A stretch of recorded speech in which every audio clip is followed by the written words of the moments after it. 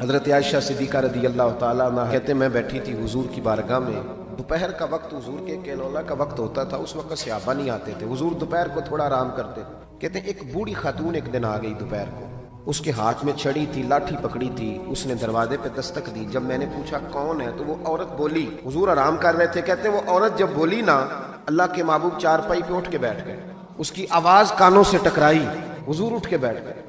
دروازہ کھولا، وہ خاتون اندر آئی تو بڑی دنیا آتی تھی، اور جس انداز میں نبی پاک نے اس کا استقبال کیا ایسا کم ہوتا تھا۔ حضور کھڑے ہو گئے، پھر محبوب پاک نے بٹھایا، پھر حضور علیہ السلام کی میں آنکھوں کا حسن اور روشنی دیکھ کے اندازہ کر رہی تھی کہ اس کے آنے سے حضور بڑے ہی زیادہ خوش ہیں، نبی پاک بڑے خوش ہیں۔ اللہ کے محبوب نے کھجوریں دی، سرکہ دیا، دیر تک حضور ان کی باتیں سنتے رہے۔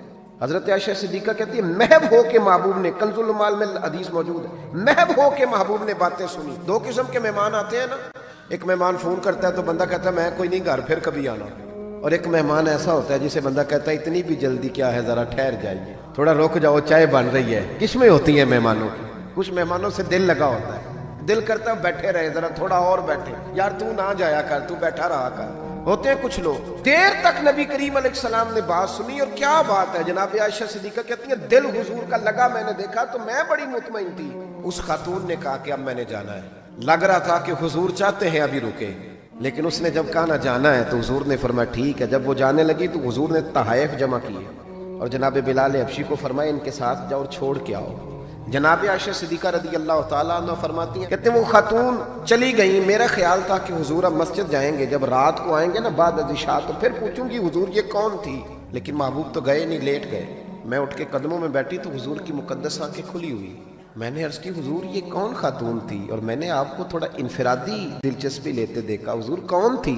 جب میں نے پوچھا تو حضور کی آنکھوں میں آنسو چمکنے لگے، حضور اٹھ کے بیٹھے اور فرمانے لگے عائشہ یہ میری پہلی زوجہ خدیجۃ الکبریٰ کی سہیلی تھی، اور فرمایا جب ہم مکے میں رہتے تھے تو یہ آیا کرتی تھی، خدیجہ اس کا پرتک پاک استقبال کرتی تھی، اسے کھجوریں کھلاتی تھی، دودھ پلاتی تھی، پھر یہ باتیں سناتی تھی تو خدیجہ اس کی باتوں کا جواب دیتی تھی۔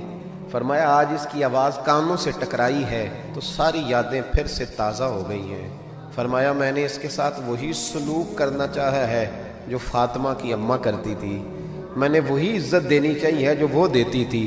اور حدیث کا آخری جملہ اتنا شاندار ہے کہ اس جملے کو یاد کر لے تو دستور بن جائے ہمارے لیے۔ محبوب نے فرمایا عائشہ تعلق اچھے طریقے سے نبھانا یہ بھی ایمان کا حصہ ہے۔ حضور نے عزت دی، نبی کریم نے وقار دیا، حضور ہر آنے والے کو عزت دیتے۔